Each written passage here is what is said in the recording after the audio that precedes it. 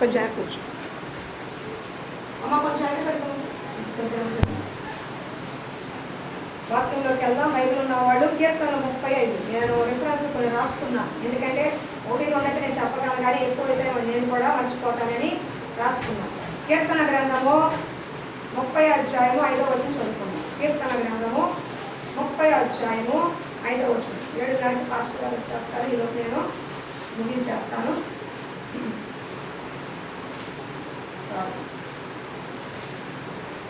కీర్తనలు 35. ఆయన కోపము నిమిషం మాత్రం ఉండును, ఆయన దయ ఆయుష్కాలమంతయు నిలుచును. ఆయన కోపము నిమిషం మాత్రం ఉంటుంది, కానీ ఆయన దయ ఆయుష్కాలం అంతా కూడా నిలుస్తుంది. కళ్ళు మూసుకున్నాం. మమ్మల్నిగా ప్రేమించే మా ప్రియ పరలోకపు తండ్రి, నీ కృపను స్తోత్రాలు చెల్లించుకున్నాం. నీ కృపలో ప్రభువా ఈ లేఖన భాగాన్ని నిలిచి మా అందరికీ వడ్డించండి. వచ్చిన బిడ్డల బట్టి కృతజ్ఞతలు. వారి కుటుంబాల్లో ఏ ఒక్క వ్యాధులు సమస్యలు ఉన్నాయో వారు మీకు అప్పగించుకున్నాం. ఈ రోజున ఆరాధన జరుగుతుండగా, వాక్యం వస్తుండగా వాళ్ళ హృదయాలు తెరవండి. వారితో మీరు మాట్లాడండి, ముఖాముఖిగా మాట్లాడండి. ఎక్కడ సరి చేసుకోవాలో, ఏ పొరపాట్లు పడిపోతున్నారో, ఏ అపవాది బంధకాలు ఇరుక్కుంటున్నారో, తెలిసి తెలియక ఏ పాపంలో పడిపోతున్నారో దయతో వారిని క్షమించి వాక్యం వస్తుండగా సరి చేసుకునే కృప దయచేయి అయా. సరి చేసుకుని బలలో చేపట్టే కృప నాకు మాకు దయచేయి. నా అవిధేయతలు, నా పొరపాట్లు దయతో క్షమించండి. సంఘ బిడ్డ అవిధేయతలు, పొరపాట్లు యేసు నామములో క్షమించండి. తెలిసి తెలియక చేసిన ప్రతి పాపాన్ని, విరోధమైన క్రియలు, కార్యాన్ని దయతో క్షమించి అయా మరొక అవకాశం బిడ్డలకు దయచేయమని, ఈ లేఖన భాగం వస్తుండగా అందరికి కూడా అర్థమయ్యే విధంగా చెప్పే కృప నాకు దయచేయమని యేసు నామములో నడుచున్నాము తండ్రి, ఆమేన్. Praise lord. ఇక్కడ వాక్యం సెలవిస్తుంది, ఆయన కోపము నిమిషం మాత్రమే ఉంటుంది, కానీ ఆయన దయ ఆయుష్కాలం ఉంటుంది. ఆయన దయ ఆయుష్కాలం ఉంటుంది. తల్లి తన బిడ్డని అల్లరి చేసినప్పుడు వారి దెబ్బ కొడుతుంది. మాట వినకపోయినప్పుడు, అల్లరి చేస్తున్నప్పుడు, బయట వాళ్ళు కొట్టలేసిన తల్లి కోపంతో ఒక దెబ్బ కొడుతుంది. కానీ కొట్టిన 5 నిమిషాల వెంటనే ఆ తల్లి మన బిడ్డని దగ్గరికి తీసుకుంటుంది. నా బిడ్డ నేను కొట్టాను కదా, ఆయన బాధ పెట్టాను కదా, ఎంత దెబ్బ కొట్టానో, వాడికి ఎంత వాచిపోయిందో, ఎర్రటి ఏళ్ళు పడిపోయినాయి అని తల్లి మనసు ఏం చేస్తుంది, మరి వెంటనే దగ్గరికి తీసుకుంటుంది. దేవుడికి కూడా ఆయన కోపం నిమిషమే, ఒక్క నిమిషం తట్టుకోలేము, కానీ ఆయన అంటున్నాడు, నా కోపం ఆ నిమిషం మాత్రమే ఉండదు, కానీ నా దయ మీ ఆయుష్కాలం అంతా ఉంటుంది. అర్థమవుతుందా? ఒక తల్లి తన బిడ్డని దండించేటప్పుడు ఒక్క క్షణమే, ఆ ఒక్క క్షణం కొట్టి ఎలా దండిస్తుందో, మళ్ళీ ప్రేమగా అంత ప్రేమగా దగ్గర తీసుకుంటుందో, దేవుడు కూడా మనల్ని మనం చేసే పొరపాటుకి, మనం చేసే కార్యాలకి దేవుడికి కోపం వస్తుంది. ఆయన కోపం మనం దండిస్తుంది, కానీ ఆయన దయ మళ్ళా దగ్గరికి తీసుకుంటుంది. ఆయన ప్రేమ మనల్ని మళ్ళా దగ్గరికి తీసుకున్నది. ఆయన కోపపడతాడే కానీ మనలాగా మనసులో పెట్టుకునేవాడు కాదు. అర్థమవుతుందా? అందుకే ఆయన కోపము నిమిషం అంటే ఎంత, 60 సెకండ్లు. 60 సెకండ్ల కోపమే దేవుడి కోపాన్ని మనం భరించలేము. మనుషుల కోపాన్ని భరించవచ్చు, కుటుంబస్తుల మీద అర్చన భరించవచ్చు, 2-3 మాట, కానీ దేవుని కోపం ఒక్క నిమిషం కూడా మనము భరించలేదు. ఆయన దయ ఆయుష్కాలం అంతా ఉంటుంది. ఆయన కృప మనకి ఆయుష్కాలం అంతా ఉంటుంది. కాబట్టి వాక్యంలోకి వెళ్ళే ముందు దేవుడికి నేను ముందా చెప్పాను, దేవుడికి కోపం వస్తుందా? ఆయన మంచివాడు కదండి, గొప్పవాడు కదండి, ప్రేమించేవాడు కదండి, మరి జాలి చూపించేవాడు కదండి, పాపని క్షమించేవాడు కదండి, ఆయనకి కూడా కోపం వస్తా అంటే వస్తుందని లేఖన భాగాలు చెబుతుంది. ఎప్పుడు వస్తుందంటే చెప్పాను కదా, మాట విననప్పుడు, తిరుగుబాటు చేసినప్పుడు, దేవుడికి విరోధంగా ప్రవర్తించినప్పుడు, దేవసేవకు విరోధంగా ప్రవర్తించినప్పుడు, కృతజ్ఞత లేని వారిగా మనం చూపించినప్పుడు ఆయన కోపము మన మీద రగులుకుంటుంది. ఉదాహరణకి నోవాహు దినాల్లో దేవుడు నోవాహు చెప్పాడు, అయ్యా ఈ భూమి పాపముతో నిండిపోయింది. అర్థమవుతుందా? భూమి మీద నరులు బహు భయంకరమైన పాపంలో తాగుతున్నారు, తిరుగుతున్నారు, వాళ్ళ ఇష్టానుసారంగా ఉంటున్నారు, విగ్రహారం చేస్తున్నారు, ఏ మాత్రం దేవుని భయం లేకుండా బతుకుతున్నారు. అయినా ఇంతమంది జనంలో నోవాహు ఒక్కడే నీతిమంతుడిగా కనిపించాడు. నోవాహు ఒక్కడే భయభక్తులు కలిగిన వాడిగా కనిపించాడు. నోవాహు ఒక్కడే దేవునికి కృప పొందిన వాడిగా కనిపించాడు. అప్పుడు నోవాహు ఏం చెప్పాడంటే, నువ్వు ఒక ఓడ తయారు చేసుకో, నేను 40 రోజులు జలప్రయాణం తీసుకొస్తున్నాను. 40 రోజులు జలప్రయాణం వచ్చి ఈ భూమి అంతా నాశనం అయిపోతుంది, కాబట్టి నువ్వు నీ కుటుంబస్తులు బ్రతకడానికి 40 రోజులు నువ్వు ఓడ తయారు చేసుకో. నీవు నీ కుటుంబస్తులు, నీవు నీ భార్య, నీ కొడుకులు, నీ కోడలు దాంట్లో ఉండండి. రెండోది, జీవరాశులు మొత్తం కూడా చచ్చిపోతాయి.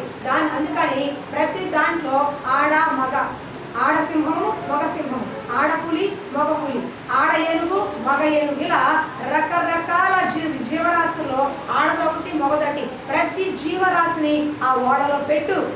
ఎందుకంటే భూమి మొత్తం నాశనం అయిపోతుంది. మళ్ళా పునఃప్రారంభం అవ్వాలిగా, ఉత్పత్తి అవ్వాలిగా, ఇక్కడ సంతానం రావాలిగా. సంతానం ఉండాలంటే జంతువులు, మనుషులు ఉండాలి కదా. అందుకని వీళ్ళ కుటుంబం రక్షించబడింది. ఓడలోకి జంతువులు వచ్చాయి. ఓడలోకి జంతువులు ప్రవేశపెట్టాడు దేవుడు. వీళ్ళకి చెప్పాడు, అయ్యా దేవుడు జలప్రళయం వస్తుందయ్యా, మీ పాపాన్ని విడిచిపెట్టండి, మీ పొరపాట్లు వదిలేయండి, మీ తప్పిదాలు వదిలేయండి అంటే ఓరా నువ్వు చెప్పేది ఏంటి? దేవుడేంటి? ఒక్క వర్షం చుక్క కూడా పడలేదు, జలప్రళయం వస్తుందంట, వెర్రిబాగులోడివి నువ్వేదో చెప్తున్నావని ఎగతాళిగా చూశారు. ఒక నిమిషం, ఎగతాళిగా చూశారు, ఎగతాళి చేశారు, అపహాస్యం చేశారు, నవ్వారు. కానీ జలప్రళయం రానే వచ్చింది. 40 దినాలు ఒకరు గుర్తుపెట్టుకోండి. ఒక రోజు 2 రోజులు భారీగా వర్షం పడితేనే మోకాళ్ళలోకి నీళ్ళు వస్తాయి. అవునా? హైదరాబాద్లో అయితే సగం రోడ్లే మునిగిపోతాయి. మనకు కూడా గుంటలోకి ఇంట్లో ఉంటే ఈ డ్రైనేజ్ అంతా నిండిపోతాయి, రోడ్డు నీళ్ళు వస్తాయి. ఆ మధ్య బుడవేలు పొంగినప్పుడు ఈ ఇళ్ళని కూడా మునిగిపోయాయి. గుర్తుందా మీకు? ఎందుకని అలాంటి వర్షం వచ్చింది. ఒక 5-6 రోజులు వచ్చి వర్షానికి అంత మునిగిపోతే ప్రచండ వర్షం 40 దినాలు ఏకరాజుగా 40 దినాలు పగలు 40 దినాలు రాత్రి కురిపించాడు దేవుడు. దాంతో ప్రపంచంలో మొత్తం చెట్టు పుట్ట జీవరాశి మనుషులు మొత్తం కొట్టింది. ఏది కూడా బ్రతకల. దేవుడు ఎన్ని సంవత్సరాలు చెప్పాడు తెలుసా? 120 సంవత్సరాలు చెప్పాడు. ఎన్ని సంవత్సరాలు? మీరు మారండి. వాళ్ళకి 120 సంవత్సరాలు అవకాశం ఇచ్చాడు దేవుడు. అప్పుడు ఆయన కోపం రగులుకుంది. చెప్పి చెప్పి చెప్పి వినకపోతే మీకేమొస్తుంది? మీరు కోపడరా మీ ఆయన మీద? మీ పిల్లల మీద కోపడరా? కోపడరా? సేవకురాలు మీ మీద నేను కోపడలేదా? మందిరానికి ఎందుకు లేటుగా వస్తున్నారు, ఎందుకమ్మ ఇలా చేస్తున్నారని సహజంగా మనుషులకు వస్తుంది. అలాగే దేవుడికి కూడా కోపము రగులుకుంది. వాళ్ళ పాపము చూసి, వాళ్ళ వికృత కార్యాలు చూసి, వాళ్ళ యొక్క హింసను చూసి భరించలేకపోయాడు. కోపము మనుషులైన మనకే వస్తే దేవుడు మనకి తొందరగా వస్తుంది. ఆయన దీర్ఘశాంతం కలిగిన వాడు కనుక 120 సంవత్సరాలు చెప్పి చెప్పి చెప్పి వినకపోతే జల ప్రళయం ద్వారా సమూలంగా నాశనం చేశాడు. నోవాహు కుటుంబం బతికింది. ఆ ఓడలో ఉన్న జంతువులు బతికాయి. ఆ జలప్రళయం తగ్గిన తర్వాత ఆ కుటుంబం ద్వారా మళ్ళా సంతానోత్పత్తి జరిగింది. ఆ ఓడలోని జంతువుల ద్వారా మళ్ళా భూమి విస్తరించింది. దేవుని కోపం ఎందుకు వస్తుందంటే పాపము చేయటం వల్ల. ఫస్ట్ ఏంటి? దేవునికి కోపం మనలో ఉన్న పాపము చేయటం వల్ల. నేను మీకు ఒక సంఘటన చెప్తాను, మీరు వినే ఉంటారు. మీకు కోపం వస్తుందో లేదో చెప్తాను. కేరళలో ఏనుగు చంపేశారు, విన్నారా? వినండి, చెప్తాను. ఒక ఏనుగు గర్భంతో ఉంది. జరిగిన సంఘటన. ఏనుగు గర్భంతో ఉంది. అడవిలో ఆహారం దొరకకపోతే కేరళ రాష్ట్రం జరిగింది. ఇప్పుడు అంతా వైరల్ అవుతుంది. కొన్ని లక్షల మంది ఆడు ఎవరు దొరుకుతాడా కొట్టేద్దామని అవుతున్నారు. నిజంగా చాలా నాకు కళ్ళలో నీళ్ళు వచ్చింది. గర్భంతో ఉన్న ఏనుగు ఆహారం కోసము బయటకు వచ్చింది. బయటకు వచ్చింటే కొంతమంది ఆకతాయిలు ఏం చేశారంటే, ఆకలి వేసుకుని పనస పండు ఇస్తే దానికి ఇష్టం కదా, పనస పండు పెట్టి దాంట్లో బాంబు పెట్టారు. పనస పండులో బాంబు పెట్టారు. అది పనస పండు నోట్లు తినగా అది బాంబు పెరిగింది. 14 రోజులు అన్నము తినక, నీళ్లు తాగక బహు భయంకర నరకయాతను అనుభవించింది. నరకయాతను అనుభవించి కడుపులో గర్భంతో ఉంది. దానికి ఒక బిడ్డ ఉంది. ఒక చచ్చిపోయే రోజు ఒక రోజంతా ఏనుగు నీళ్ళలో ఉండిపోయింది. ఉండి భరించలేక ఊపిరితిత్తులో ఆ బాంబుని పేలి ఊపిరితిత్తులు లోపల చెడిపోయి 14 రోజులు ఆహారం లేక నీళ్లు లేక నరకయాతను అనుభవించి అయ్యని చనిపోయింది. అది సోషల్ మీడియాలో పెట్టారు. ఎంతమంది అంటే ఇప్పుడు వాళ్ళు ఎవరు చేశారు ఆ పని బయటకు తీసుకురండి, 2 లక్షలు ఇస్తాం, ఎవడు ఆ పని చేశాడు వాడిని బయటకు అప్పగించండి అని ప్రభుత్వం వారు కొన్ని లక్షల మంది దాని మీద కామెంట్ చేశారు. వాడు ఎవడు దొరికితే వాడిని చంపేయండి, వాడిని కూడా బాంబు పెట్టి లేపేయండి, వాడికి కూడా ఆహారం పానీయం లేకుండా చంపేయండి అని కొన్ని లక్షల మంది సంపాదించారు. దాన్ని పోస్ట్ మార్టం చేస్తే దాన్ని పసిబిడ్డ తీశారు. నేర్పుతారు పసిబిడ్డ గర్భంతో ఉన్న పిల్లని ఇలా తీసి చూపించారు. ఎంత బాధ వేస్తుందండి. ఇప్పుడు నేను చెప్పింది బాధ అనిపించిందా, కోపం వచ్చిందా? బాధ, కోపం. మీకు అర్థమవుతుంది జరిగింది. నేను చూపిస్తాను, మీకోసం ఫోటో కూడా తీసుకొచ్చాను. ఆ ఏనుగు చూపిద్దాం. మీరు నెట్లో చూడండి, టిక్టాక్లో వస్తుంది, చూస్తే చాలు ఆ ఏనుగు గురించే చెప్తుంది. కొన్ని లక్షల బాధ పెట్టింది, కళలో నీళ్ళు పెట్టుకున్నారు, దాని నరకయాతన అనిపించి గర్భంతో ఉన్నది చనిపోయిందని అయ్యో అనిపిస్తుంది. అలా చేసిన వాళ్ళకి ఏమనిపిస్తుంది? అలా చేసిన వాళ్ళకి మీకు మనకేమనిపిస్తుంది చెప్పమ్మా? అలా చేసిన వాళ్ళ మీద ఒక్క ఏనుగు అమానుషంగా ప్రవర్తిస్తేనే మనకు బాధ అనిపిస్తే, కొన్ని కోట్ల జీవరాశుల్ని బ్రతుకుండగానే చంపి చంపి నరకయాతన పెడుతున్నారు. కొంతమంది మనుషుల్ని అన్యాయంగా చంపేస్తున్నారు. కొంతమంది ఆడపిల్లల్ని అగత్యాలు చేస్తున్నారు. ఎంతమంది రేపులు చేస్తున్నారు. పెళ్ళాము నమ్మి వస్తే పెళ్ళాన్ని కొట్టి హింసించి చంపేస్తున్నారు కట్నం కోసం. ఎంతో మంది ఆస్తుల కోసం అన్నదమ్ములను చంపేస్తున్నారు. ఎన్నో రకాల నేరాలు ఘోరాలు జరుగుతున్నాయి. అవన్నీ దేవుడు చూడట్లేదా? ఆ పాపము దేవుడి సరికి వెళ్ళట్లేదా? అందుకే దేవుడి ఉగ్రత దిగి రావటం. ఒక్క ఏనుగుకి మనకి ఎంత బాధపడతాం. నిన్న కాక మొన్న సంఘటన చూస్తాం. ఒక అమ్మాయి ప్రియా డాక్టర్ని చంపేశారు. ఎంతమంది స్పందించారు? ఎన్ని లక్షల మంది వచ్చారు. వాళ్ళు ఎన్కౌంటర్ చేసే వరకు ఊరుకోవాలి. ఒక అమ్మాయికి జరిగిన అన్యాయానికి ఎంతమంది స్పందించారు. అయ్యో ఒక డాక్టర్ పసుపుల డాక్టర్ చంపేశారు, రేపు చేసి చంపేశారు, అన్యాయం కాల్చేశారని కొన్ని లక్షల సమయం ఎంతమంది కోపం వచ్చింది? మనుషులైన మనకి అంత కోపం బాధ అనిపిస్తే, కళ్ళతో 1-2 చూస్తున్న మనకి అంత కోపం అనిపిస్తే, ప్రపంచాన్ని చూస్తున్నాడు. భారతదేశం, అమెరికా, ఇంగ్లాండ్, ఆఫ్రికా ఎక్కడెక్కడ ఏం జరుగుతుందో చూస్తున్నా దేవుడికి ఇంకెంత కోపం రావాలి, ఇంకెంత బాధ కలరు. ఏ రూపంలో చేశానురా, ఏ స్వరూపంలో మిమ్మల్ని చేశానురా, నా పోలికలో చేసుకున్నాను, నా బుద్ధులు మీకు ఇచ్చాను. ఒక తండ్రిగా నేను ప్రేమించేవాడిని, మీరు తోటి వారిని ప్రేమించమని చెప్పాను. నేను క్షమించేవాడిని, తోటి వారికి క్షమించమని చెప్పాను. నేను సహాయం చేసేవాడిని, తోటి వారికి సహాయం చేయమని చెప్పాను. నేను సహిస్తున్నాను. నా మీద ఉమ్మేసిన వాడిని, నా మీద కొట్టిన వాడిని, నన్ను రక్తం కారేందుకు కొట్టిన వారిని, నన్ను శిలువకు మేకులు కొట్టిన వారిని క్షమించాను. మీరెందుకు క్షమించలేకపోతున్నారు? మీరు నా పోలికలో ఉన్నారు. దేవుడి వాక్యం సెలవిస్తుంది, ఆయన స్వరూపంలో మనం చేయబడ్డాం. మీ ముక్కు కాలు తండ్రి కొరకు రావచ్చు, కానీ నీ పోలిక మొట్టమొదటిగా నీకు నాకు పోలిక దేవుడి స్వరూపంలో చేయబడ్డాం. మన పోలిక చొప్పున మనుషులు చేద్దామని దేవుడు ఆదికాండాలో చెప్పారు. అలాంటి పోలిక తప్పిపోతుంటే, అలాంటి స్వభావం తప్పిపోతుంటే, ఒక కన్న తల్లిదండ్రులు చెప్పిన మాట వినకపోతే, మీ కడుపు పుట్టిన బిడ్డలు మీరు చెప్పిన మాట వినకపోతే మీరు ఎంత బాధపడతారో, ఎంత కోపం వస్తుందో. పరమ తండ్రి అయిన దేవుడు 750 కోట్ల జనాభాలో ఇంత అక్రమాలు, ఇంత అన్యాయాలు చేస్తుంటే ఆయన కోపం రాదా? ఆ కోపము సహించలేక వీళ్ళు మారతారేమో అని ఒక కరోనా పడేస్తున్నాడు. వీళ్ళు మారతారేమో, వీళ్ళు సమృద్ధిగా ఉంది, పంటలు బాగా పండుతున్నాయి, దేవుడిని మర్చిపోయారు, దేవుడిని లెక్క లేకుండా పోయింది, మందిరాన్ని మానేశారు. ఇటువంటి వాళ్ళు మళ్ళా దేవుడి వైపు తిరగాలి అంటే వీళ్ళకి గుణపాఠం చెప్పాలని ఏ పచ్చని భూమి ఉందో ఆ పచ్చని భూమి ఎండిపోయేలా చేస్తున్నారు. ఆ పచ్చని భూమి ఎండిపోయేలా చేస్తున్నారు. ఎందుకో తెలుసా?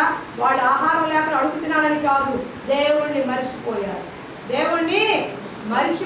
మరలా దేవుని తట్టు తిరగాలని, దేవుడి ఉద్దేశం దేవుని తట్టు తిరగాలని, అంతే తప్ప నాశనానికి పోవాలని కాదు, మనం చనిపోవాలని కాదు, మన పాపములు అలాగే ఉండాలని కాదు. నీకు ఒక శోధన, ఒక వేదన, ఒక రోగం, ఒక బాధ వస్తుందంటే అది దేవుడు పెట్టిందా కాదని తెలుసుకున్నప్పుడు దేవుని వైపు తిరగండి. మందిరానికి రాలేదు, ఆ రోజు ఏదైనా శోధన వచ్చిందంటే ఈ రోజు నేను మందిరానికి రాలేకపోయాను కాబట్టి ఈ శోధన, ఈ వేదన, ఈ అవమానం నాకు వచ్చిందని తెలుసుకుని మరలా మందిరంలోకి వచ్చే అవకాశము తెచ్చుకోండి.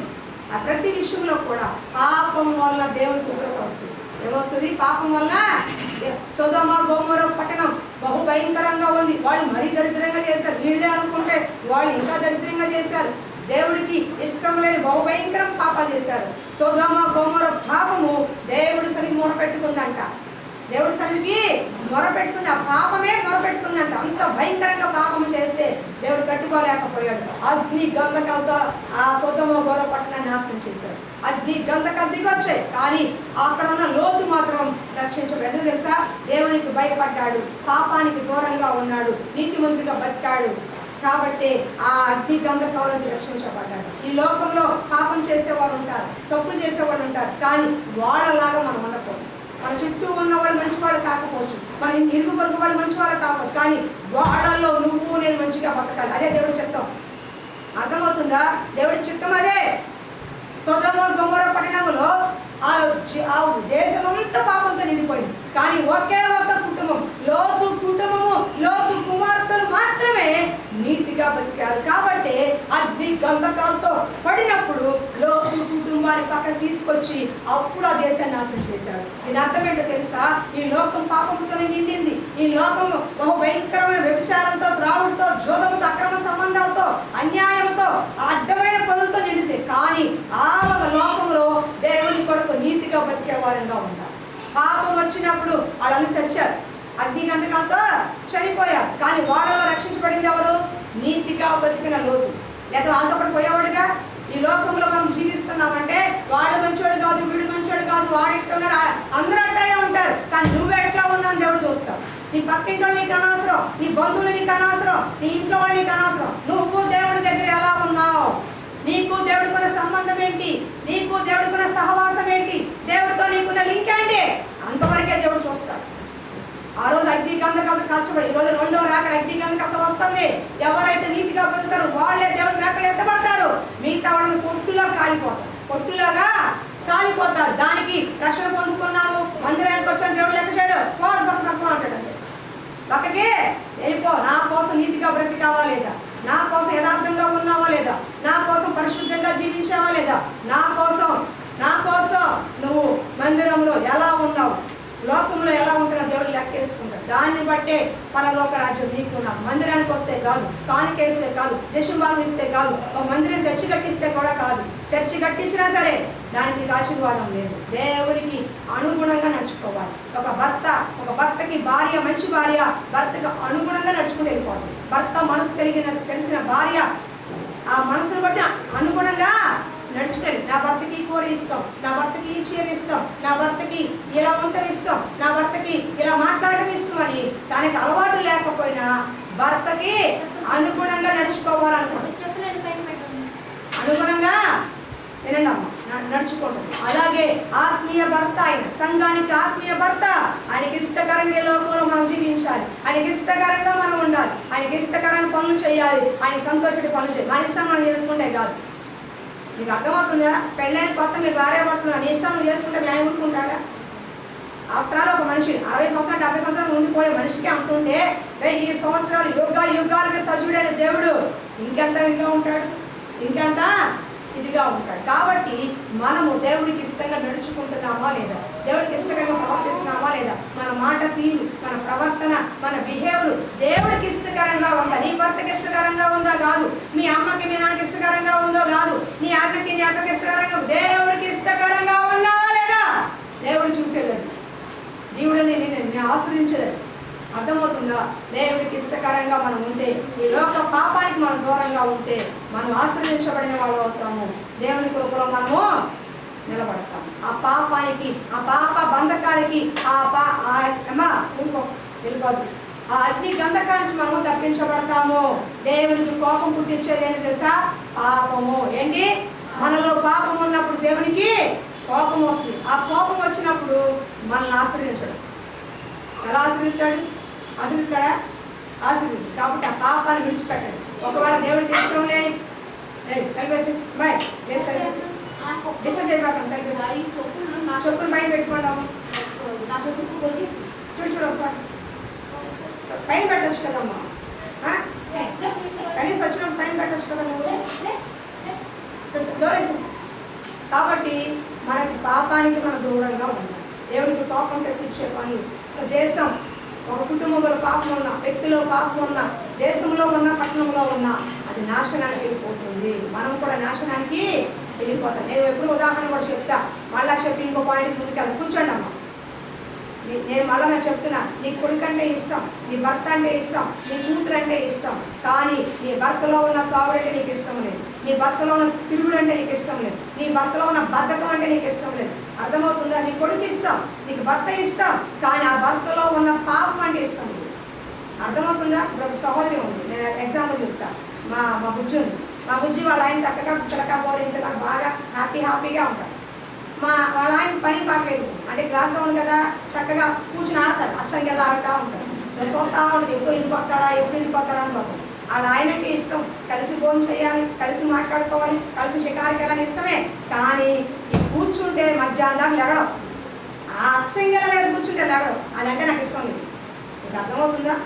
మీకు అర్థం అవడం కోసం చెప్తాను. భర్త అంటే ప్రేమ, భర్త అంటే ఎంతో ఇష్టం. కానీ అతను ఆ వ్యసనాన్ని అతనిలో నా వ్యసనం అంటే ఇష్టం లేదు. అతనిలో ఉన్న తాగుడంటే ఇష్టం లేదు. అతనిలో ఉన్న పిలుగుడంటే ఇష్టం లేదు. అలాగే దేవుడికి నువ్వంటే ఇష్టం, నీలో ఉన్న పాపం అంటే ఇష్టం లేదు.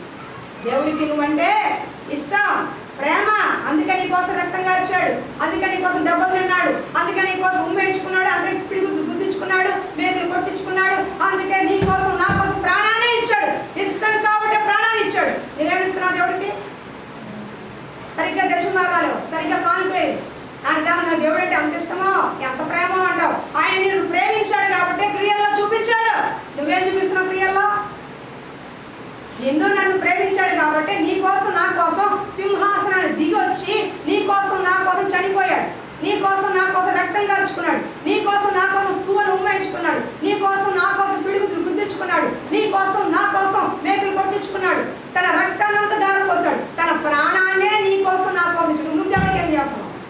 కనీసం మందిలో ప్రార్థన చేయగలుగుతున్నావా? ప్రేమ ప్రేమ ప్రేమ దేవుడు అంటున్నావు. ఏం భక్తి చేస్తున్నారు మీరు? యాషాలు వేస్తున్నారు, ఒక్కొక్కళ్ళు వేషధారణ భక్తి చేస్తున్నారు. ప్రేమ అంటే ఏంటి? క్రియలో చూపించేది. నీ భర్త మీద నీకు ప్రేమ ఉంటే క్రియలో చూపించవా? ఇష్టమైన వంటకం, ఇష్టమైన చీర, ఇష్టమైన మాట, ఇష్టమైన ప్రవర్తన చూపించవా? భార్య మీద ప్రేమ ఉంటే భార్యకి ఇష్టమైన కార్యం, భార్యకి ఇష్టంగా నడుచుకోవడం భర్త. మరి దేవుడికి ఇష్టమని చెప్తున్నావు, ప్రేమిస్తున్నా అని చెప్తున్నావు, దేవుడికి కావాలని చెప్తున్నావు, నోటి మాటతో క్రియలో చూపించలేదు కదా? క్రియలో ఎందుకు చూపించలేదు మీరు? ప్రేమ అంటే క్రియల్లో చూపించాలి. బిడ్డ మీద ప్రేమ క్రియల్లో చూపిస్తుంది. ఎందుకు తెలుసా? హత్తుకుంటుంది తల్లి.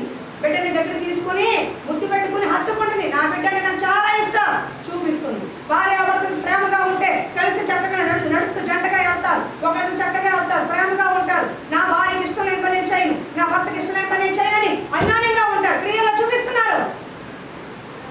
ఉద్యోగం తీసుకుంటా నువ్వు, పని చేసుకుంటా నువ్వు, ఒకరంతా కష్టపడితే జీతం వస్తుంది నీకు. నువ్వు క్రియల్లో చూపిస్తున్నావు, అక్కడ పని చేసి చూపిస్తున్నావు, జీతం తీసుకుంటున్నావు. దేవుడి కొరకు ఏం చేస్తున్నాం మనం? దేవుడి కొరకు ఏం చేస్తున్నాం? అలా చేయలేనప్పుడు దేవుడిని ప్రేమిస్తున్నాము, దేవుడు అంటే మాకు ఇష్టము, దేవుడిని నమ్ముకున్నాను చెప్పడం వ్యర్థము, అది అబద్ధం. వేషధారణ భక్తి అంటారు దాన్ని. దాన్ని ఏమంటారు? వేషధారణ భక్తి. దేవుడు వ్యభిచారం క్షమిస్తాడు, హంతకులు క్షమిస్తాడు, కానీ వేషధారణ క్షమించడు. పరిసయ్యులు ఎంతో గొప్పగా నీతిగా బ్రతికారు, కానీ వాళ్ళ వేషధారణ భక్తి. పైకి చెప్పేదో చేసేదో, వాడు చెప్పే మాటలు వేరు, క్రియలు వేరు. పైకి భక్తిగా కనబడతారు, కానీ చేసేది దౌర్భాగ్యమైన పనులు. అలాంటి వాళ్ళని చూసి ఏంటంటే పరిసయ్యులు, శాస్త్రులు వేషధారణ ఉండొద్దు అన్నాడు దేవుడు. వేషధారణ భక్తి చేయొద్దు, చేస్తే మంచి పని చేయలేదు, మానేసేయండి. చక్కగా పూజలు చేసుకుని అయిపోయి ఒకటే లేదు. మిమ్మల్ని ఎవరు బలమాలి బామాలి బలవంతంగా ఎవరు పెట్టలే. ఇక్కడ మీ అవసరం కోసం వచ్చారు దేవుడి దగ్గరికి. అలాంటి దేవుడి కోసం నమ్మకంగా బతకండి.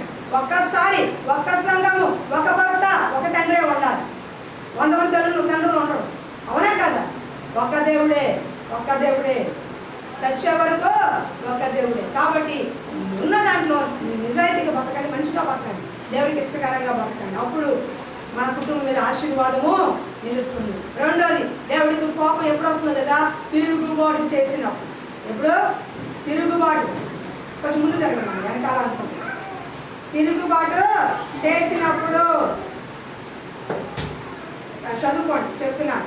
సంఖ్యాకాండం 16:32, సంఖ్యాకాండము 16వ అధ్యాయం 32, సంఖ్యాకాండం 25వ అధ్యాయం ఫస్ట్ 16 తీయండి. సంఖ్యాకాండం 16. త్వరగా, ఇంకో 20 నిమిషాలు నేను ముగిస్తాను, టైం అవుతుంది, 7 అయ్యింది కాబట్టి. సంఖ్యాకాండము 16వ అధ్యాయం, 16వ అధ్యాయం తీసుకెట్టుకోండి. ఇక్కడ కొన్ని మాటలు చెప్తాను. ఇక్కడ జరిగిన సంభవం ఏంటంటే, వినండి అమ్మా. సంఖ్యాకాండము 16వ అధ్యాయంలో నేను కొన్ని మాటలు చూస్తాను, చూడండి. మోషే అహరోనులకు విరోధంగా పోగుబడి, మీతో మాకిక పని లేదు, ఈ సర్వ సమాజంలోని ప్రతివాడును పరిశుద్ధుడే, యెహోవా మధ్య ఉన్నాడు. యెహోవా సంఘం మీద మిమ్మల్ని మీరు ఎలా హెచ్చించుకుంటున్నారు? మోషే ఆ మాట విని సాగిలపడినాడు. అటు తర్వాత అతడు కోరహుతును వారి సమాజంతో ఇట్లని. 16వ అధ్యాయం వాక్యం ఉన్నవాడు ఇంకే చదువుతాను, నేను త్వరగా చెప్పేస్తున్నాను, పాయింట్ చెప్తున్నాను. 16వ అధ్యాయం జరిగింది ఏంటంటే, దేవుడు మోషే అహరోనుని ఎన్నుకున్నాడు. ఎవరిని ఎన్నుకున్నాడు? వినండి, మోషే అహరోన్ని ఎన్నుకున్నాడు. కానీ ఆ 20 లక్షల మందిలో కొంతమంది కుళ్ళు వచ్చింది, అసూయ వచ్చింది. దేవుడు మిమ్మల్ని ఎన్నుకున్నాడా? మీకే చెబుతున్నాడా? మీకే మాట్లాడుతున్నాడా? మాతో మాట్లాడా? మేము పరిశుద్ధులం కాదా? మీకు మాత్రమే పని అప్పగించాడా? మేము చేయలేమా అని చెప్పి మోషేకి అహరోను విరోధంగా మాట్లాడారు. ఏం మాట్లాడారు? విరోధంగా మాట్లాడు. ఎందుకంటే మీరు మాత్రమే కాదు, మేము కూడా దేవుడు పని చేయగలము, మేము కూడా చేస్తామని చెప్పి విరోధంగా మాట్లాడు. అప్పుడు మోషే అన్నాడు, ఎవరు పరిశుద్ధుడో, ఎవరిని దేవుడు ఎన్నుకున్నాడో, ఎవరిని నియమించాడో మనం దేవుడి దగ్గర తెలుసుకుందాం. మీరు 250 మంది కోరాహు వారు వెనకాల 250 మంది సరిగా గొడిగిన వారు అందరూ కూడా ధూపార్తి పెట్టుకుని రండి, నేను కూడా దేవుడి సన్నిధికి వస్తాను. ఎవరు దేవుడు ధూపార్తి ఎన్నుకుంటాడో వాళ్ళే దేవుడి సేవకులు అని చెప్పాడు. సేవకులు అని చెప్పినప్పుడు వాళ్ళు ఏం చేశారంటే, కోరాహు 16 చెప్తున్నాడు, మరియు మోషే కోరాహుతో, నీవును ఈ సర్వ సమూహమును అనగా నీవును వారును అహరోను రేపు యెహోవా సన్నిధిని నిలవను. మీలో ప్రతివాడు తన ధూపార్తిని తీసుకొని వాటి మీద ధూపద్రవ్యం వేసి ఒక్కొక్కడు తన ధూపార్తిని పట్టుకొని 250 ధూపార్తి యెహోవాకు తేవాలి. నీవును అహరోను ఒక్కొక్కటి తన ధూపార్తి తేవాలి. ఎవరైతే దేవుడు ఎన్నుకుంటారో దేవుడు చూపిస్తాడన్నాడు. దేవుడి సన్నిధికి వెళ్ళారు. దేవుడి సన్నిధికి వెళ్ళినప్పుడు దేవుడు మోషే అహరోను ఎన్నుకున్నాడు. ఆ 250 మంది ధూపార్తుల్ని తీసుకోవాలి. దానివల్ల ఏం జరిగింది? వాళ్ళకి ఏమర్థమైంది? వాళ్ళు ఎంత చదువుకున్నారు, ఎంత కొనుక్కున్నారు. కొంతమంది సంఘంలో సమాజంలో మనం బాగుండే చూడలేని చాలామంది ఉంటారు. కుటుంబంలో కానీ సంఘంలో కానీ సేవకుల మధ్య కూడా కొంతమంది బాగుండే చూడలేని బయట సేవకులు ఉన్నారు, తోటి సేవకులే ఉంటారు, విశ్వాసులు కాదు. సేవకుల్లోనే ఈర్ష్యపడేవాడు ఉంటారు, విశ్వాసంలోనే ఈర్ష్యపడేవాడు ఉంటారు. కుటుంబంలో బంధువులే కుటుంబం ఈర్ష్యపడేవాళ్ళు ఉంటారు, చూసి చెప్పుకోలేని ఉంటారు. అలాగే మోషేకి అహరోనుకి విరోధంగా మాట్లాడు. దేవుడి దగ్గరికి వచ్చారు. ఎవరిని దేవుడు ఎన్నుకున్నాడు తెలుసుకుందాం రా అని వాడు ధూపార్తిని చేతపట్టుకొని వచ్చారు. ధూపార్తిని చేతపట్టుకుని వచ్చినప్పుడు మోషే అహరోను దేవుడు ఎన్నుకున్నాడు. కానీ ఆ 250 మంది మనం తీసుకోవాలి. అప్పుడు మోషే అన్నాడు, మీరు విరోధంగా మాట్లాడారు, దేవునికి సేవకులకు విరోధంగా మాట్లాడారు. కాబట్టి సాధారణ మరణం మీకు రాదు. మనుషులు చచ్చిపోయినట్టుగా రోగంతోనో దాంతోనో ఆ రొప్పుతోనో మామూలుగా చావు, ఒక ప్రత్యేకమైన చావు మీకు వస్తుందని చెప్పి ఏమన్నాడంటే మోషే ఒక మాట అన్నాడు. చూడండి, మనుషులు అందరికీ వచ్చు మరణం వంటి మరణం మీరు పొందరు. సమస్త మనుషులు కలిగినలా యెహోవా నన్ను పంపలేదు. యెహోవా గొప్ప వింత పుట్టించడం వల్ల వారు ప్రాణంతోనే పాతాళంలో కూలినట్లు భూమి తన నోరు తెరిచి వారు కలిగిన సమస్తం మృంగివేశాను అన్నది. ఏం చెప్పాడు తెలుసా? దేవుడికి విరోధంగా సేవ విరోధంగా మీరు మాట్లాడారు కాబట్టి సాధారణమైన చావు మీకు రాదు. మనుషులు మామూలుగా చనిపోతారు, గుండెపోటుతో, రోగంతో, రొప్పుతో యాగం చేస్తారు. కానీ మీకు ఒక వింత కార్యం జరుగుతుంది. మీరు బ్రతుకుండగానే భూమిలోకి దిగబడిపోతారు. భూమిలో పాతాళం మీరు కప్పేసి అలాంటి చావు మీకు వస్తాయి మోషే క్లియర్గా చెప్పాడు. కానీ చెప్తూ ఉన్నప్పుడే భూమి 2గా చీలిపోయింది. లవకుశ సినిమా చూసారా? లాస్ట్ మినిట్లో ఆ సినిమాలో ఒక సీన్ ఉంటుంది, మీకు అర్థం అవడం కోసం సినిమా చూస్తారు కాబట్టి. సీత లాస్ట్లో ఏమవుతుంది? భూమి 2గా చీలి సీత లోపలికి వెళ్ళిపోవాలి. గుర్తుందా మీకు? ఎప్పుడైనా చిన్నప్పుడు చూసారు, కానీ ఆ సీన్ నాకు గుర్తుంది. ఇప్పుడు గుర్తొస్తుంది. మీకు ఈ నెల నిలిచినట్టు మీకు అర్థం చెప్తున్నా. అమ్మ ముంజరు గొడగంట ముంజరు. భూమి ఇలా ఉంది కదా, 2 భాగాలు అయిపోయింది. భూమి ఇలా విడిచిపోయింది. దాంట్లో భూమి నా తల్లి నన్ను చేర్చుకుంటుందని ఆ సినిమాలో ఉన్న హీరోయిన్ సీత వేసే వేష వేసిన ఆవిడ ఆ భూమిలోకి వెళ్ళిపోయింది. లోపలికి వెళ్ళిపోతే భూమికి వెళ్ళిపోతుంది. అలాగే మీకు సాధారణమైన చావు రాదు. భూమి నెరల విడిచి దాంట్లో మీరు పోతారని మోషే చెప్పాడు. చెప్తూ ఉన్నప్పుడే భూమి 2గా చీలిపోయింది. ఎవరెవరు మోషేకి విరోధంగా మాట్లాడారో, ఎవరైతే సరిగారో, తిరుగుబాటు చేశారో, దేవుడి కోపం 250 మంది మీద వచ్చి అగ్నితో కాల్చివేశారు. కోరాహు అతని భార్య, పిల్లలు, సమస్తం అతనుకున్న ఆస్తి మొత్తం భూమి లోపలికి దిగింది. భూమి పాత్రలోకి మొత్తం దిగిపోయి చచ్చిపోయారు. భయంకరమైన చావు. సాధారణ మరణం కాదు, బహుభయంకరమైన చావు. దయచేసి సంఘానికి, సేవకులకి విరోధంగా ఎప్పుడు మాట్లాడారు. ఎందుకంటే మీరు మీ పనులు చేసి బతుకుతున్నారు, మీ కష్టం చేసి బతుకుతున్నారు, మీ సుఖ సంతోష లోకం బతుకు. కానీ సేవకులు త్యాగపూరితంగా వచ్చి సేవ చేస్తున్నారు. దేవుడే సమస్తాన్ని సేవ చేసేవాడు, లోకాన్ని సుఖాన్ని త్యాగం చేసి సేవకు వచ్చినవాడు. అలాంటి వాళ్ళకి విరోధంగా మాట్లాడితే దేవుడు సేవకులను మేము ఊరుకోవచ్చామా, కానీ మా దేవుడు ఊరుకోడు. మోషే ఊరుకున్నాడు, అహరోను ఊరుకున్నాడు, కానీ దేవుడు ఊరుకోలా. దేవుడే శిక్షను పంపించాడు. సాక్షాత్తు మోషేకి అక్క మిరియాము ఎవరు తెలుసా? సాక్షాత్తు మోషేకి అక్క. ఎలా పెళ్లి చేసుకున్నావురా, దేవుడు నీతోనే మాట్లాడతాడా, మాతో మాట్లాడాలని మోషేకి విరోధంగా మాట్లాడింది. వెంటనే దేవుడికి ఒక రగులుకుంది, నువ్వు రా పరిశుద్ధ మందిలోకి రా అన్నాడు. అహరోను మోషే మిరియాము వచ్చారు. ఎలా నా సేవకుడికి విరోధంగా మాట్లాడడానికి నువ్వు భయపడలేదు? మీలాంటి వాడు అనుకున్నావు మోషే, నేను ముఖాముఖిగా మోషేతో మాట్లాడతాను, ముఖాముఖిగా చెప్తాను. అలాంటి మోషేకి విరోధంగా మాట్లాడడానికి నువ్వెందుకు భయపడలేదు మిరియాము అని మోషే సొంత అక్క అయిన రక్త సంబంధ అక్కని దేవుడు గద్దించాడు. గద్దించి నువ్వు విరోధంగా మాట్లాడావు కాబట్టి నీకు కుష్టి కలుగుతుంది అన్నాడు. ఆ మాట అన్నప్పుడే మిరియాముకి ఇక్కడ కుష్టి వచ్చేసింది, కుష్టి వ్యాధిగ్రస్తురాలైంది. అప్పుడు మోషే దేవుడే సాక్షి అంటాడు, ప్రభువా నా అక్క తెలుసో తెలియకో మాట్లాడింది, క్షమించయ్యా అన్నాడు. అప్పుడు 7 రోజులు నువ్వు మందిరంలోకి రాకూడదు, పాడవు లోపల వెలకలు నీ తండ్రి నీ మొహం మీద ఉమ్మేస్తాడు, 7 రోజుల తర్వాత నువ్వు వస్తావు అన్నాడు. మిరియాము ఎలాంటి తెలుసా? మోషే ఉన్నాడు అంటే మిరియామే అండి కారణం.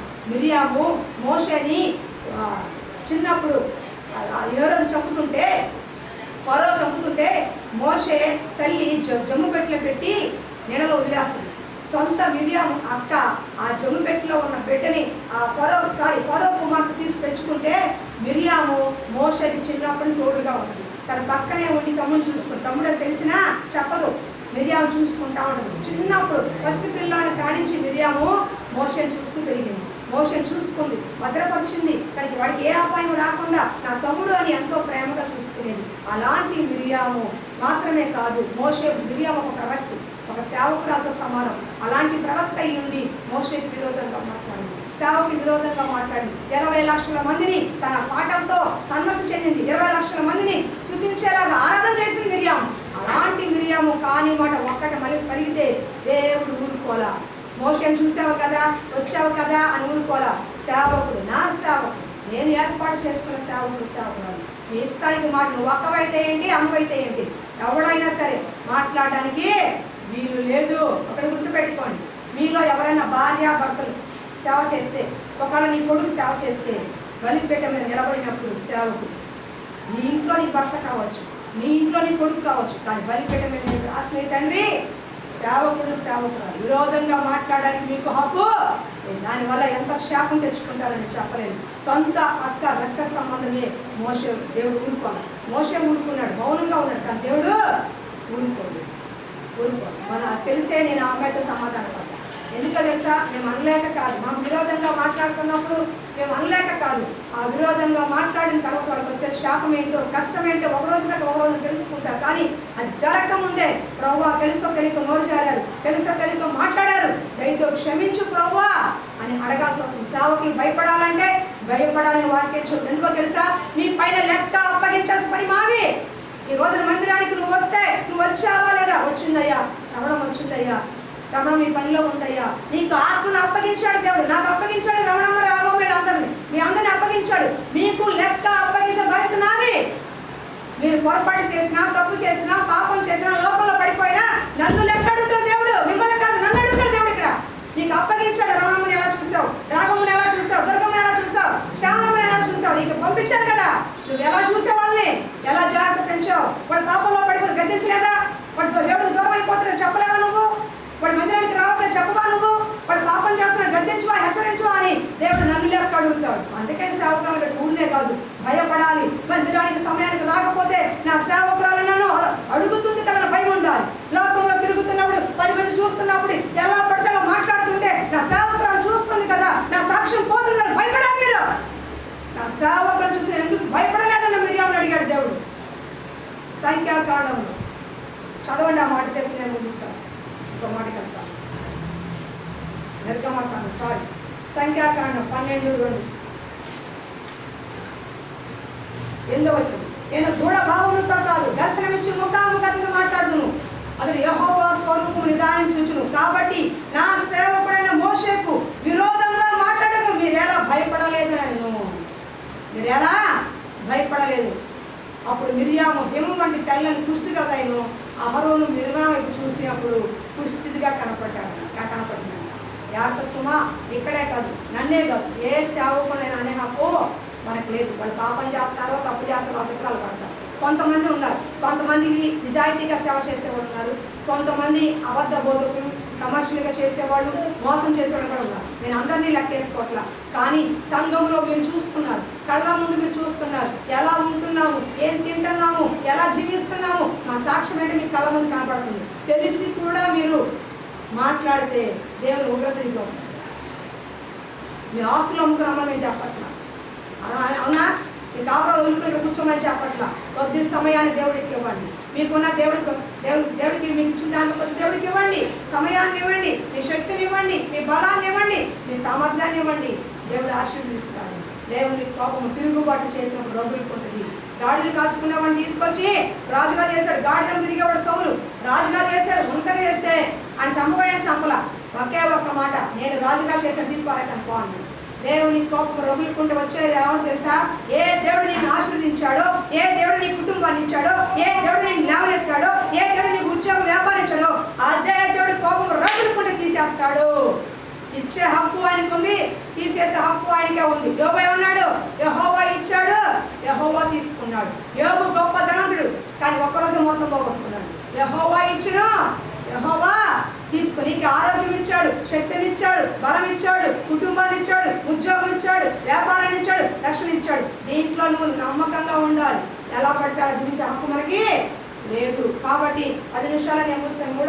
మూడోది దేవుని కోపం రగిలిపోవడానికి 3 కారణాలు. 1 మన పాపము, మన అతిక్రమం, మన చెడ్డ మాటలు, చెడ్డ తలంపులు. ఎవరైనా 10 మంది కూర్చుంటున్నప్పుడు చెప్పుడు మాటలు వినకండి. ఈ చెవులు అపవిత్రం అవుతాయి.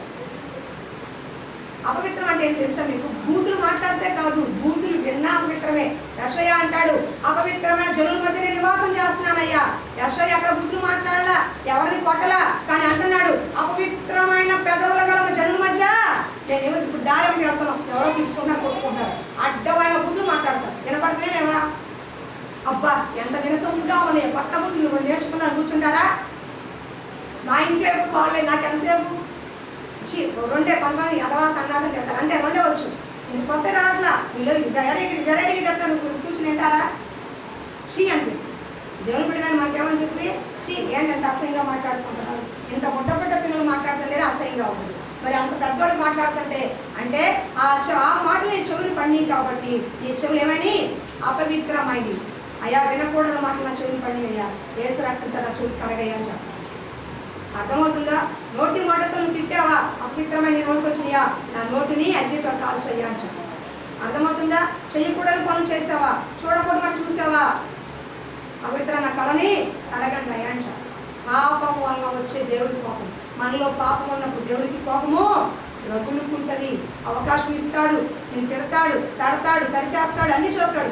అయినా వినకపోతే ఆయన కోపం మన మీదకి దిగు వస్తుంది. రెండోది పాపం అపేక్ష.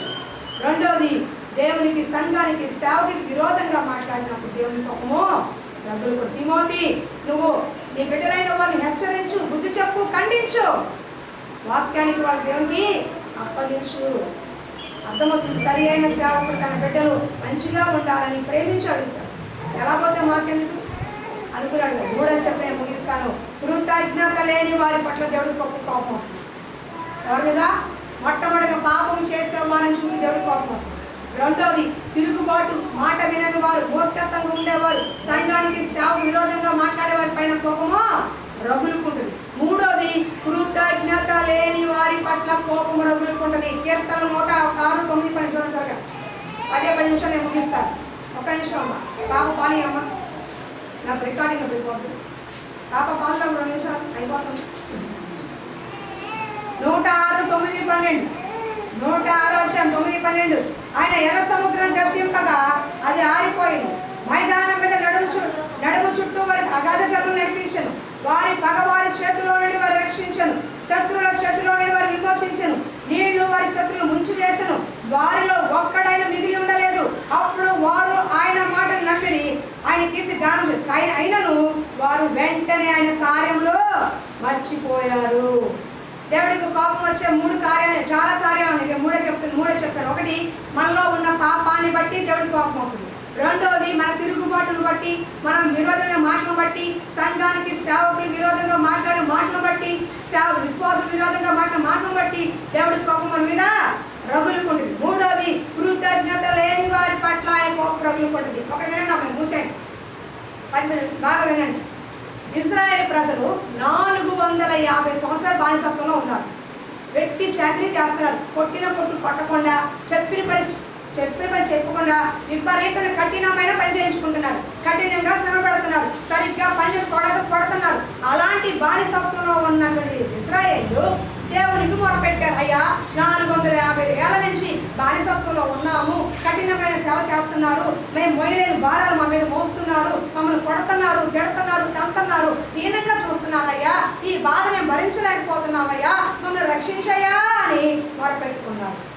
ఇక్కడ కూర్చున్న మీరు, అయ్యా నాకు అనారోగ్యం ఉంది, నాకు ఇంత నొప్పిగా ఉంది, ఇంత బాధలో ఉన్నాను, తెచ్చే స్థితిలో ఉన్నాను, నేను కాపాడయ్యా అని మొరపెట్టుకుంటాం. ఇంత అప్పుల్లో ఉన్నాను, ఇరుకు ఇబ్బందుల్లో ఉన్నాను, నా బంధువులు నాకు దూరం అయిపోయారు, అయిన వారే కాదనుకుంటున్నారు, అప్పులో ఇంటి ముందుకు వచ్చి విపరీతమైన అనకూడని మాటలు మాట్లాడుతున్నారు, దుర్భాషలాడుతున్నారు, ఈ అప్పులను విడిపించయ్యా అని మంత్రంలో చేడుస్తాం. అయ్యా, నా భర్త తిని తాగి తొట్టని విపరీతంగా కొడుతున్నాడు, అనుమానిస్తున్నాడు, నా భర్తను మార్చయ్యా అని ఒక తల్లి వస్తుంది, నా కొడుకును మార్చయ్యాను తల్లి వస్తుంది, నా అప్పులు తీర్చయ్యాను తల్లి వస్తుంది, నా ఉద్యోగం ఏవో తండ్రి వస్తాడు, నాకు వ్యాపారం ఏవో తండ్రి వస్తాడు, అయ్యా ఈ ఒక కుటుంబాన్ని నేను ఏగలేకపోతున్నాను, నా పిల్లలు నా మాట ఎట్లేదయ్యా అని తల్లిదండ్రులు ఏడుస్తూ వస్తారు. అంటే నేను చెప్పొచ్చేది, ఎవరో ఒకరు ఒక సమస్యకు మందిరానికి వస్తాం. ఊరినే రాగా నాకు దేవుడి కాలంలో వచ్చిన ఎవరు 100లో 1, 99 మంది ఇరుకు ఇబ్బందుల్లో దేవుడి దగ్గరికి వచ్చేవాడు. నేను ఆ అప్పుల్లో ఉన్నప్పుడు వచ్చా. అర్థమవుతుందా? ఇశ్రాయేలీలు కూడా అలాంటి భయంకరమైన బానిసత్వంలో ఉన్నప్పుడు మొరపెట్టుకున్నారు. దేవుడు ఆ మొర ఆలకించి 20 లక్షల మందిని ఆ మోషేని పంపించి విడిపించిన మాత్రం కాకుండా ఫరో చంపడానికి వస్తే ఆ ఫరో సైన్యాన్ని శత్రువులు మొత్తం జలంలో చంపేశాడు. ఎర్ర సముద్రం 2 పాయలుగా చేసి ఆ శత్రువులందరినీ కూడా జలంలో పడి మొత్తాన్ని లేపేశాడు. అంటే శత్రువుల బాధ లేదు. అరణ్యంలో ఎవరైనా శత్రువుల స్వామి నుంచి కాపాడాడు. పగలు ఎండ దెబ్బ తగలకుండా, రాత్రి వెళ్ళి అన్ని కాపాడాడు, అన్ని మేలు చేశాడు, వాళ్ళకి కావాల్సిన అన్ని ఇచ్చాడు. కానీ అయినా సరే వాళ్ళు వెంటనే దేవుడి కార్యాలు మరిచిపోయారంట. ఎంత బాధ అసలు చెప్పండి. దేవుడికి మీరు ఇంట్లో అన్నీ సమకూర్చి, అన్నం పెట్టి, బట్టలు ఇచ్చి, కట్టుకోవడానికి ఇచ్చి, అన్నీ ఇచ్చినా సరే సాయంకాలానికి మీరు తిరుగుబాటు చేశారనుకో పిల్లలు, ఎలా ఉంటుంది నీకు? ఏం ఇచ్చావు? ఫస్ట్ బాంబు ఇచ్చావు, ఏమి ఇచ్చా? 200 ఇచ్చావు, ఏమిటా? ఈ అన్నమేగా, బిర్యానీ పెడుతున్నావా అని అంటా ఉంటే తల్లి మనసు ఎంత బాధపడుతుంది, తండ్రి మనసు ఎంత బాధపడుతుంది. ఉన్న దాంట్లోనే కష్టపడి పిల్లలు బాగున్నా పెడుతున్నాం. అంటే ఏంటి? మనమే తిరుగుబాటు చేసినప్పుడు, మనం పెట్టిన దానికి వంకర పెట్టినప్పుడు ఆటోమేటిక్గా ఎవరికైనా బాధ వస్తుంది. ఇశ్రాయేలు ఎంత మొరపెట్టుకున్నారు? ఆ తంతూ ఉంటే, గుద్దుతూ ఉంటే, అడ్డమైన మాట్లాడుతూ బాగానే ఉన్నారు. దేవుడు విడిపించిన పాపానికి దేవుడి కార్యాలు మరిచిపోయి దేవుడికే సనుకోవడం మొదలుపెట్టారు. యెహోవా కోపం రగులుకుంది. వాళ్ళ మీద ఏమైంది? కృతజ్ఞత లేదు, చూపించరా. మేము బానిసత్వంలో ఉన్నాం కదా, పాపంలో ఉన్నాం కదా, అప్పుల్లో ఉన్నాం కదా, అనారోగ్యంతో ఉన్నాం కదా, మా కుటుంబం చావాల్సిన పరిస్థితి కదా, ఇలాంటి పరిస్థితులు దేవుడిని విడిపించాడని కృతజ్ఞత లేకుండా దేవుడు మాకేం చేశాడు?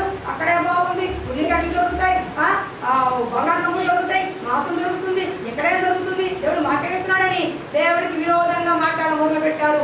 ఆయన చేసిన కార్యాలు మర్చిపోయారు. ఈ రోజున జరుగుతుంది అదే. కృతజ్ఞత లేని వారిగా అనేక మంది విశ్వాసం బయట కనిపిస్తున్నారు, అనేక సంఘాల్లో కనిపిస్తున్నారు. అనేక మంది దేవుడు ఏం చేశాడని ఎప్పుడో చేసి ఇప్పుడు ఏం చేయలేదంట.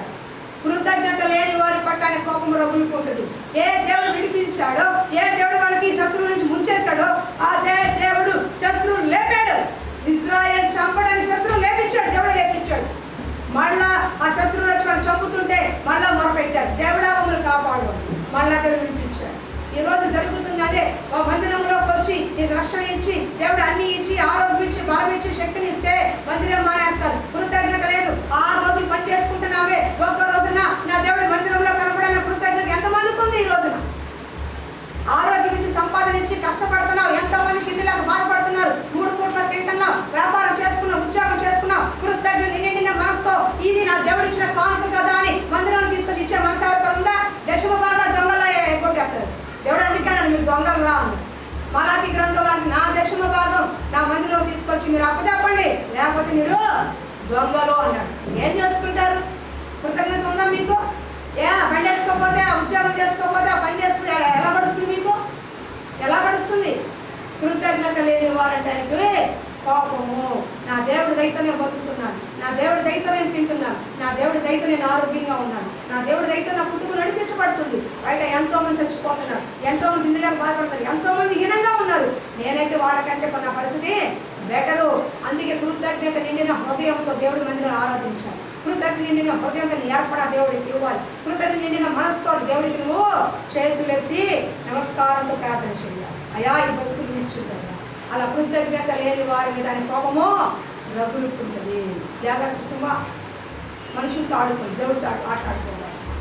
నా జీవితంలో నేను లక్షల వేలు కట్టలా, ఏ మందిరం కట్టలేదు. కానీ నా జీవితంలో నేను నేర్చుకునేది సార్, ప్రతి చిన్న విషయానికి థ్యాంక్స్ చెప్తాను. ఈ కడగడు కొనుక్కున్నానా, 100 రూపాయలే, కానీ ప్రోవా ఇది కొనుక్కోవడానికి నాకు ఇచ్చావు, థ్యాంక్స్ అయ్యా. బండి మీద ఇక్కడి నుంచి ఇంటికి వెళ్తాను, మా ఇల్లు ఎక్కడండి, ఇక్కడి నుంచి అక్కడికి. కానీ బండి పెట్టంగానే అయ్యా నేను క్షేమంగా ఇంటికి తెచ్చావు, కృతజ్ఞతలు అయ్యా.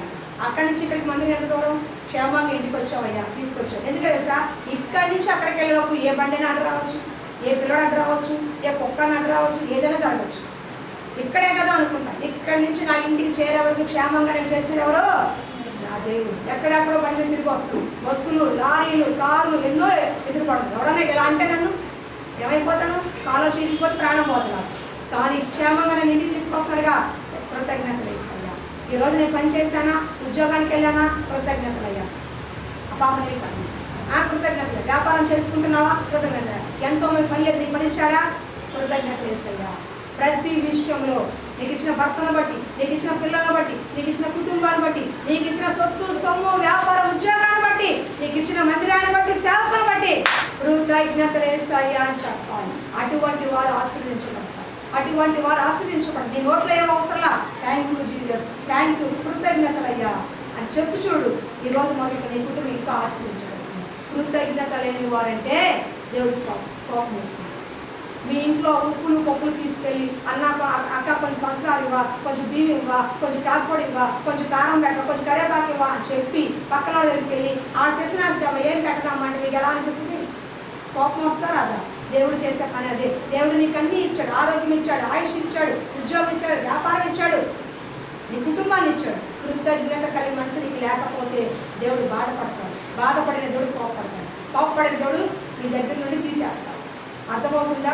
కాబట్టి ఎప్పుడు కూడా అలా చేయబాదు, అలా ఎప్పుడు కూడా చేయకండి. నువ్వు నీకున్న దాంట్లోనే బియ్యం కొనుక్కున్నావా, బస్తా బియ్యం వేసావా, అయ్యా నీకు కృతజ్ఞతలు అయ్యా, ఈ నెల మాకు బస్తా బియ్యం వేసావు, తెచ్చుకుని మీ డబ్బులతోనే నువ్వు కొనుక్కున్నావు, కొనుక్కునే సామర్థ్యం దేవుడు ఇచ్చాడు. నీవు బట్టలు కొనుక్కున్నావు, ఆ సామర్థ్యం దేవుడు ఇచ్చాడు. నువ్వు ఆహారం తింటున్నావు, ఆ సామర్థ్యము దేవుడు ఇచ్చాడు. సరే నేను నూనె కొన్నా, సబ్బు కొన్నా, ఇంట్లో పప్పు కొన్నా, ఏ వస్తువు ఇంటికి వచ్చినా థ్యాంక్ యూ జీసస్ అని చెప్తాను. నాకు నేర్చుకుంది. అందుకే నాకు నా గిన్నె ఎప్పుడు నా ఇంట్లో నిండి పొందుతుంది. ఏది పొగవ నాకు ఉండదు. నాకు తింటాకు లేదు, బట్టలు లేవు అని ఎంత ఏడవ, మందిరం కోసం ఏడుస్తా, విశ్వాసం కూడా ఏడుస్తా. నా వ్యక్తిగత జీవితంలో ఎప్పుడు ఏడ్చేది ఏమి లేదు. నా బతికి హ్యాపీగా ఉంది. ఒంటరి అయినా సరే నా దేవుడు నాకు ప్రొటెక్షన్ ఇస్తాడు. అమ్మా బాబు ఉన్న వాళ్ళకు కూడా నేను ప్రొటెక్షన్ నాకు ఉంది. కోటీశ్వర్లు అమ్మా బాబు తల్లిదండ్రులు ఎంతోమంది పిల్లలు చచ్చిపోయిన వాళ్ళు ఉన్నారు బయట. ఒంటరిగా ఉన్న నా దేవుడు నాకు సంరక్షణ ఇస్తున్నాడు, నాకు తిండి పెడుతున్నాడు, నాకు కావాల్సిన ప్రతి అవసరం చూస్తున్నాడు. నన్ను ఎప్పుడో చెప్పులు ముచ్చపడి కొనుక్కున్నాను, చెప్పులు ఆశపడ్డాను. ఆ చెప్పులు కొనుక్కోవడానికి నా దేవుడు సహాయం చేశాను. ప్రతి చిన్న అవసరం నేను ఏది అడుగుతానో దేవుడు నాకు ఎంతవరకు లేదు అనుకోండి ఇచ్చాడు. నేను లగ్జరీగా అడగను, నాకు అవసరం అడుగుతాను. నా దేవుడు నాకు పరమ తండ్రిగా నాకు అన్నీ ఇచ్చాడు. ఎందుకో తెలుసా? నేను చెప్పేది ఒకటి, thank you, thank you, thank you. నాకు రోగం వచ్చిందా, మంచంలో పడుకున్నానా, అది కూడా థ్యాంక్స్ చెప్తా. బాగున్నప్పుడే కాదు, బలహీనంగా ఉన్నప్పుడు కూడా thank you Jesus, set thank. అన్నీ బాగున్నప్పుడు కాదు, బాగోలేనప్పుడు కూడా థ్యాంక్ యూ అని మనం చెప్పాలి. కాబట్టి నేను కొద్ది నిమిషం చూస్తాను. దయచేసి కోపము దేవుడికి రగులుకుంటుందా అంటే వాక్యం సెలవిస్తుంది. దేవుడి కోపము రగులుకుంటుంది. మనలో ఉన్న పాప కార్యాలను చూసి దేవుడి కోపము రగులుకుంటుంది. మనము విరోధంగా మాట్లాడినప్పుడు, తిరుగుబాటు చేసినప్పుడు, మనం కూడా మాట్లాడినప్పుడు, మంచి పొందుకులు కూడా, మేలు పొందుకులు కూడా వెనకాల మాట్లాడుతున్నప్పుడు దేవుడి కోపము మన మీద, మన కుటుంబాల పిల్లల మీద రగులుకుంటుంది. రెండోది, నీకు ఆరోగ్యం ఇచ్చి, శక్తినిచ్చి, బలాన్నిచ్చి, పని చేసుకునే కృపను ఇచ్చాడు. కృతజ్ఞత లేని వారిగా మీరు ఉంటే కోపము రగులుకుంటుంది. దయచేసి ఈ 3 జ్ఞాపకం చేసుకుని సరి చేసుకుని ఒకళ్ళ దేవుళ్ళు తప్పిపోయామనుకో క్షమాపణ అడగండి. ఒక గుర్తుపెట్టుకోండమ్మా, 10 రూపాయలు 20 రూపాయల సమస్య కాదు. నా దేవుడు ఆకాశ వాటం తెలిస్తే కుమ్మరించబడతారు. ఎంతోమంది పెంట కుక్కల మీద ఉన్న వాళ్ళు ఉన్నతమైన ఉద్యోగం ఉన్నారు. ఎంతోమంది గొప్పగా ఉన్నారు. ఆ సహోదరుడు ఉద్యోగం లేక నా కళను చూశాను. ఉద్యోగం లేక తిండి సరిగ్గా లేక మందిరంలో కూర్చొని ఏడ్చి ప్రార్థన చేశాడు. ప్రపనస్తుడు హైదరాబాద్లో మంచి ఉద్యోగం లేక 70,000 80,000 సేవలు, ఉద్యోగం లేక దిక్కు లేక తినడానికి లేక ప్రతిరోజు మందిరంలో ఒకటి ఏడ్చేవాడు. నాకు ఉద్యోగాలు సేవకులు మేము ఎంతోమంది ప్రార్థన చేశాం. ఒకరోజు 2 రోజులు కదా, ఎన్ని ఉద్యోగాలు ఇస్తారు అట్లా, కానీ ఆలస్యం అయిపోతుంది. 2 నెలలు 3 నెలలు అయిపోతుంది. కానీ ఒకరోజు రానే వచ్చింది. హైదరాబాద్ జాబ్ వచ్చింది. ఎంత వెయిట్ చేశాడో, ఎంత ఏడ్చాడో, ఎంత ప్రతిరోజు మందిరానికి వచ్చాడు. ప్రతిరోజు 3-4 గంటలు ప్రార్థన చేసేవాడు. అంతగా ఈ రోజు 1,00,000 రూపాయలు అనుకుంటా హైదరాబాద్ ఉద్యోగం చేస్తున్నాడు. ఇంకా 10,000 వస్తే చాలు, 20,000 వస్తే చాలు అనుకున్నాడు. కానీ 1,00,000 రూపాయలకు ఉద్యోగం చేస్తున్నాడు. దేవుడు మందిరానికి వచ్చి మేలు పొందుకొని వారు ఎవరు లేరు. మీరు రాక పొందుకోవట్లేదు, ప్రార్థన చేయక పొందుకోవట్లేదు, దేవుడికి ఇవ్వక పొందుకోవట్లేదు. మీ తప్పు మీ దగ్గర. దేవుడు నా దేవుడి దగ్గర కాదు, నా దేవుడి దగ్గర కాదు. నిన్న నేను నూనె కొనుక్కోమని ఆశపడ్డా. మా ఇంట్లో నూనె అయిపోయింది. నూనె ప్యాకెట్ తెచ్చుకోవాలని మనసులో అనుకున్నాను. మా ఫ్రెండ్ ఇంటికి వెళ్ళాను. ఏసీ కొనుక్కొని ప్యాకెట్ తెద్దామంటే వెళ్ళాను, కూర్చున్నా. నాకు ఆఫరింగ్ ఇచ్చింది. నా ఫ్రెండ్కి అయితే వద్దన్నా, కానీ తీసుకొని సేవకురాలు కదా చేతిలో పెట్టి బలవంతంగా కూర్చుని మాట్లాడుతున్నాను. షుగర్ ఉంది, నీకు జాగ్రత్తగా చూసుకో, ట్యాబ్లెట్లు వేసుకొని చెప్తున్నా. వెంటనే వాసంతి అక్కడ నూనె ప్యాకెట్ తీసుకురాను. ఏముంది? నూనె ప్యాకెట్లోనే తీసుకురా. నూనె, చింతపండు, కారం, ఉల్లిపాయలు అన్నీ వేసి ఇచ్చేసింది. అన్నీ కవర్లో వేసి నాకు ఇచ్చేసింది. నేను అడిగానా? అడగల. నేను ఇక్కడి నుంచి బడి మీద ఏమనుకుని వెళ్ళా? ఇంట్లో సరుకులు కావాలి, తెచ్చుకోవాలి, ఇవి అయిపోతున్నాయి కదా అనుకున్న మనసులో అనుకున్నా. నేను అడగల. నమ్మని అమ్మాయి చూసి, కానీ నా దేవుడు నా అవసరత మనసులో ఉన్న కోరిక దేవుడికి తెలుసు. ఒక అవసరాలు ఒక చిన్న నూనెకి చెప్పుకి ఆటికే దేవుడు తెలిస్తే నీ బ్రతికేంటో, నీ మనిషి ఏంటో, నీ భర్త ఏంటో, నీ పిల్లలు ఏంటో, నీకు ఏం కావాలి దేవుడు తెలీదా? కానీ అడగలేకపోతున్నావు. మందిరంలోకి వచ్చి మీరు అడగలేకపోతున్నారు కాబట్టి మీరు ఏం పొందుకోవట్లేదు. అన్న దేవుని మందిరంలోకి వెళ్ళింది కాబట్టి కుమారుని పొందుకుంది. ఆశ దేవుని మందిరంలోకి వెళ్ళాడు కాబట్టి లోకం విరక్తిగా కనిపించింది. అర్థమవుతుందా? యెషయా దేవుని మందిరంలోకి వెళ్ళాడుగా దర్శనం చూశాడు. దేవుని మందిరంలో ఎన్నో వేళ్ళు ఉన్నాయి. మందిరంలోని సమస్య పరిష్కారం, ఇంట్లో కాదు, మందిరంలోని సమస్యకి పరిష్కారం. దేవుడి గొప్ప దేవుడు. ఆయన కోపం నిమిషం మాత్రమే, ఆయన దయా ఆయుష్కాలం. ఒక విషయం తెలుసా? ఇంతగా చెప్పిన మిర్యాము దేవుడు క్షమించాడు, పుష్టిచ్చాడు. కానీ తర్వాత పుష్టిని తీసేశాడు. ఆ ప్రజలకి నాశనం అయిపోయాడు, కానీ ప్రజల్ని మళ్ళా బతికిచ్చాడు. మోషేకి విరోధంగా మాట్లాడిన దేవుడు క్షమించాడు. దేవుడి కోపము కొంచెం సేపు, కానీ ఆయన దయా ఆయుష్. ఎందుకో తెలుసా? మనస్ఫూర్తిగా ఏ తల్లి కూడా బిడ్డ నాశనాన్ని కోరుకోరు. నేనైనా నా దేవుడైనా బిడ్డల నాశనం కోరుకు. మీరు బాగుండాలి, బతుకు సరిచేయబడాలి, చెప్పిన మాట వినాలి, దేవుడికి లోబడాలి. మీరు, మీ కుటుంబాలు, మీ పిల్ల, మీ పాపలు, మనవాళ్ళు, మనవరాలు, తరతరాలు దేవుళ్ళు ఆశీర్వదించబడాలని హృదయపూర్వకంగా నా దేవుని పట్టుకుని నేను చెబుతున్నాను. అదే మా కోరిక. చూడమ్మా, నేను సేవకురా, నేను ఎప్పుడు చచ్చిపోయినా నా దేవుడి దగ్గరికి వెళ్తాను. కానీ మీకు ఆ నమ్మకం ఉందా? రక్షణ పొందుకున్నారు కదా, మీకు ఆ నమ్మకం ఉందా? ఈరోజు నేను చనిపోతే నేను పరలోకంగా నమ్మకం ఉందా? ఒక్కసారి గుండె మీద చేసి చెప్పండి. మీరు ఏ తప్పు చేయట్లేదా? ఏ మాట మాట్లాడలేదా? ఏ ద్రోహం చేయట్లేదా? దేవుడి సొమ్ము ఎక్కట్లేదా? ఇక్కడ గుండె చేసి చెప్పండి. అన్నింటిలో సరి చేసుకుంటే. అందుకే దేవుడు మనం తీసుకెళ్ళాలి. ఎందుకో తెలుసా? అవకాశం ఇస్తాడు మన బ్రతుకు మారటానికి, మన పద్ధతి మారటానికి, మనకి మన ఆలోచనలు మారటానికి దేవుడు అవుతాడు. దేవుడు లేపేలా కాదు. వాళ్ళు పోయారు, మనది పోదా? మనకి బతికిచ్చింది సరి చేసుకోవడానికి. అర్థమవుతుందా? నువ్వు ఇంకా బతికి పట్టగలుగుతున్నావంటే రక్షణ పొందటానికి, రక్షణ పొందిన నువ్వు సరి చేసుకోవడానికి, అడ్డదిడ్డంగా పడటానికి కాదు. ఒకవేళ దేవుడు మాట చెప్పినా నిర్లక్ష్యంగా బతికావా, ఆ పాపము శాపము తీసుకుంటా. అర్థమవుతుందా? దయచేసి అలాంటివి మా మాయ చెప్పేవాడు. మా అమ్మ మా నాన్న పుణ్యం చేసుకున్నారు, మేము 3 పూట్ల తింటున్నాను. తల్లిదండ్రులు చేసిన పాపము మీ పిల్లలకు వస్తాయి తెలుసా? మీకు తల్లిదండ్రులు చేసిన పాపము పిల్లల ఒడిలో వేస్తానన్నాడు దేవుడు. మీరు చేసే పుణ్యము పాపము మీ పిల్లలకు వస్తుంది, పిల్లలకు వస్తుంది, మనవాళ్ళు మనవరాలకి. మీరు మంచి కార్యం చేశారా, మనవాళ్ళు మనవరాలు చక్కగా 3 పూట్ల తిని హ్యాపీగా ఉంటారు. పాపకార్యం చేశారా, మీ తర్వాత మీరు చచ్చిపోయినా ఆ శాపం వాళ్ళు నిలబడి చేస్తారు. గమనించు వచ్చారు పాస్టర్ గారు. ఆ శాపం వాళ్ళే ఏలుబడి చేస్తారు. కాబట్టి మీరు ఉండగానే మీ కుటుంబం మీ పిల్లలు బాగుండాలా, మీరు ఉండగానే మీ కుటుంబస్తులు వెళ్ళాలని ఒకసారి ఆలోచన చేసుకోండి. దయచేసి దేవుడు ఇచ్చిన అవకాశాన్ని పోగొట్టుకోవద్దు. కొట్టమ్మా, వేసే కొట్ట ఏంటి మాట్లాడుకుంటూ